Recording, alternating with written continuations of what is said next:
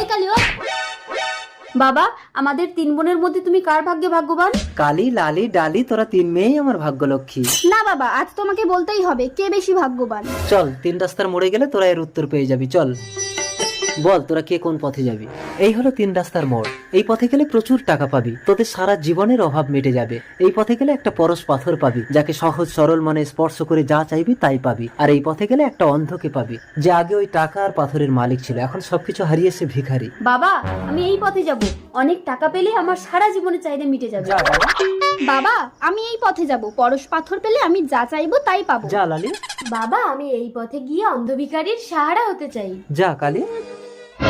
টাকার ব্যাগ, এত টাকা, আমি যাই। এই দাঁড়াও, এই টাকা এখন সরকারের আন্ডারে। এই টাকা চুরি করার অপরাধে আমি তোমাকে অ্যারেস্ট করলাম। পরশ পাথর, পরশ পাথর ছুঁয়ে পরীক্ষা করে দেখি, আমি যা চাইবো তা পাই।